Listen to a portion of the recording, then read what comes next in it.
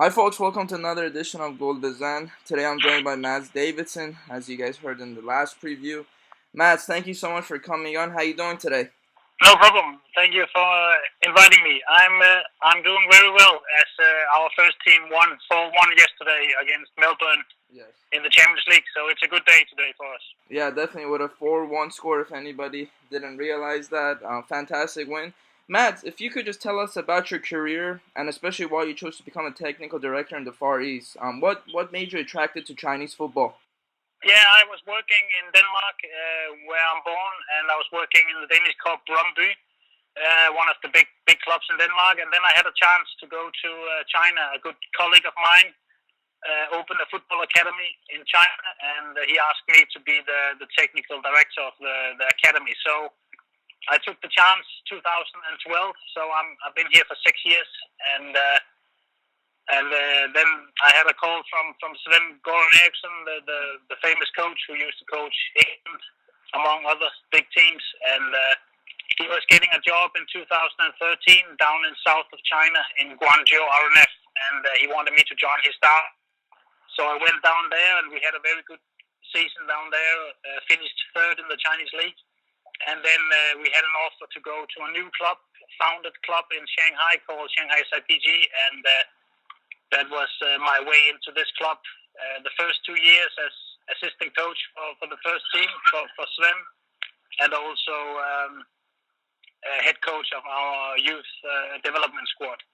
But then when the club decided to change the coach back in 2015, they asked me to take this role as technical director. So that has been my journey. And what do you hope to accomplish with Shanghai FC, being the role of a technical director?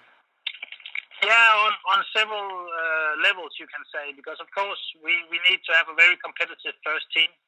We need to compete in all tournaments. We had a good season last year. We came second in the Chinese Super League.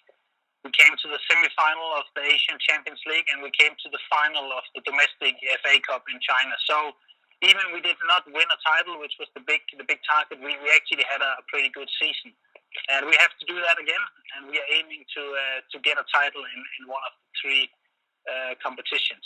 At the same time, I spend a lot of my time on the academy, setting up our philosophy, setting up the structures of training, of coaching, of developing players, and trying to create the path from youth to the first team. So I'm working, you can say, between the first team and the academy, and have to accomplish both paths to be successful. Matt, the next question I have for you, speaking about the academy, obviously you're so well experienced in this field, and just from your own experience, how big of a task has it been for you to educate local Chinese coaches from your own perspective?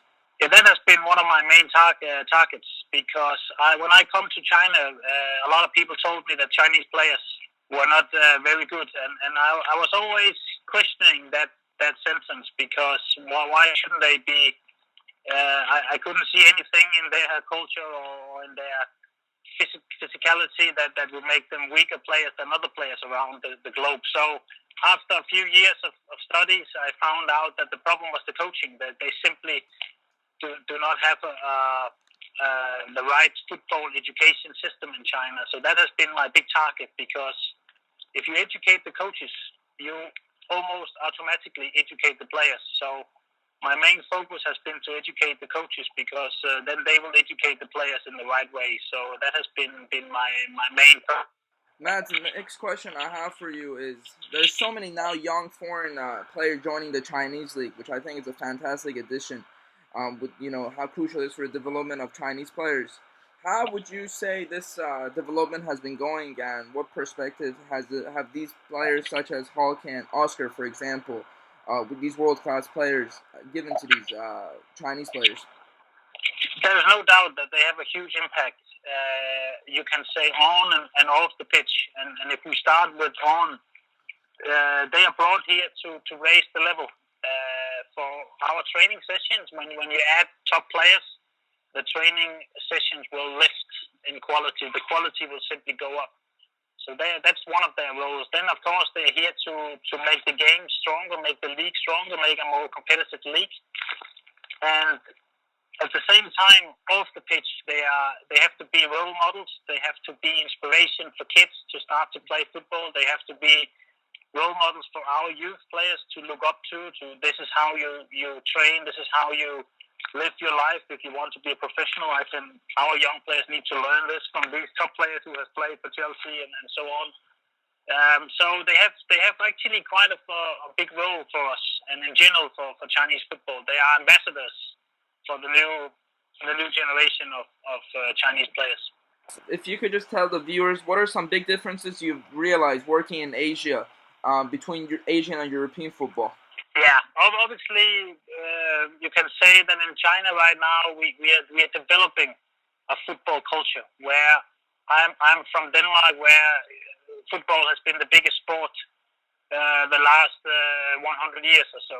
So that is the big difference. That in Denmark, no matter where you're born, outskirt, the west side of the country, where basically there's no people and not any big cities, there's always pitches, there's always small clubs, there's always players that playing football. Where in China, we are developing this culture that now they put football on the school curriculum. In some provinces in China, they built football academies all over China in these years to hire the amount of young players playing. So that part is, for me, is one of the interesting parts of being here, that we are, all of us, part of a big project. Of course, I'm working for S.I.P.G, but overall, we should all have the big goal to hire the football culture in China, and through that, making a better league, producing better local players, and hopefully, over time, improving the national team and seeing China go into a World Cup again. Matt, I have 3 more final questions for you. Thank you so much for your time. And, obviously the Chinese Super League is becoming such a hub for foreign players, and its progress has been extraordinary in the last couple of years. Where do you see China going down the road in football? Yeah, I think as long as the president of the country is behind this project, we will still see progression. And I'm quite optimistic when I see the young generation starting to get the right football education. For example, I saw a group of players born in 2007, 2008 recently, and for me, they had the same level as the European level. So these kids are 10, 11 years old, and now they are being given the same quality football education as you see in Europe. So for me, the hope is that if this continues, we will see the massive change or the major result we will see in 10, 15 years time. But China needs to be patient, and China needs to understand that you need to develop this progression over time, and you cannot do it fast, and you cannot force through some kind of development. It takes time, and we need to wait 10, 15 years until we see the real impact. And that's the big trigger for China, that they need to keep patient. Mads, if you could, as you know, this podcast is also revolved around Iranian football. A lot of notable clubs from Iran are actually part of the Champions League right now, as you know. Could you just give us your general thoughts about Iranian football from your own experience, just dealing with these clubs, or just from the Iranian national team per se? Yeah, I think as far as what I've seen of the Iranian teams in the Champions League, and also, of course, the Iranian national team who has done so well in the qualification, that I think Iran has a football culture. I also remember when they played against China, and there was like 100,000 people in the stadium. So I think that you're privileged that you have had football in your culture for many years, and that of course is always positive. I still think that you could develop more level 1 players, I call them, so players who can play in the best leagues in Europe. There's still not that many Iranian players playing on the highest level, so that should be the next target, I think, for a country like Iran. You also in some way survive a little bit on a very strong defensive organization in your qualification. So maybe open up and also develop some offensive minded top players would be interesting step for Iran. But they play well. I also like to watch the teams in the Champions League. S.I.P.G I've seen several times, and it's an interesting team to watch. Matt, thank you. The last question I have for you is, as you know, 5 Asian teams for the first time are in the World Cup.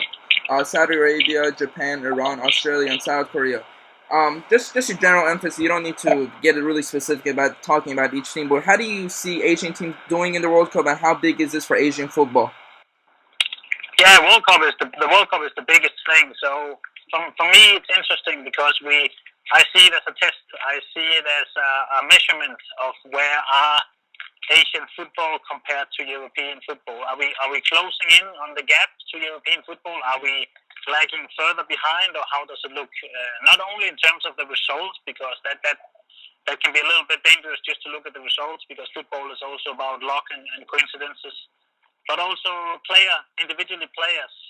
How do Asian players look individually, technically, tactically, physically, compared to the European standard. So that is for me the interesting part. I still think, as I said before, also mentioned about Iranian football, that kind of goes for all of us, also in China and Korea and Japan, who I follow a little bit more closely, you could say, because we play them in the Champions League.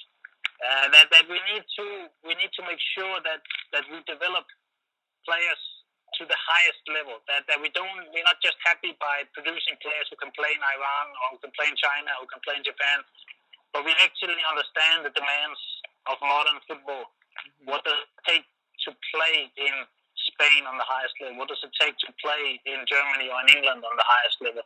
And there I would like to see more Asian players going in the future, and that we need to try to work on. Matt, the last question I have for you, it's just hypothetically speaking. Let's say when your time in China is up and a club from Iran wants to contact you and they contact me to get in touch with you, would you take that offer?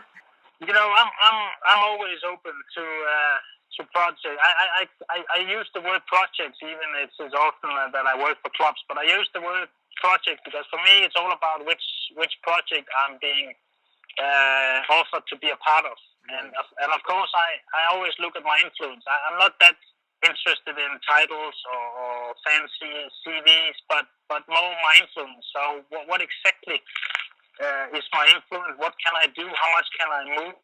To be honest, I've had 6 good years now in China, and I really love China, and I like to live in China, but it's also kind of a proof for me that I think I can live anywhere in the world. And there's a lot of nice places out there, so I would never say no to anyone before discussing the details.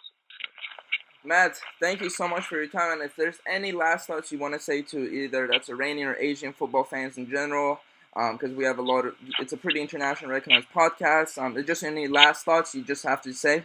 Yeah, I would like to say to the fans in general that all of us should always remember that the fans, they are football, that us working inside the industry, we are very privileged that someone will pay me, for example, to live in football, and I can only do that because of the fans. Sometimes I say this to the players when they forget to say thank you to the fans, or they don't want to do an interview, that they must remember, we all must remember, that we are only here because of the fans, because if there's no fans, there is no TV money, there is no sponsors, and then there is no salaries, and there are no hiring people in football's full-time jobs. So the fans are always the most important in football.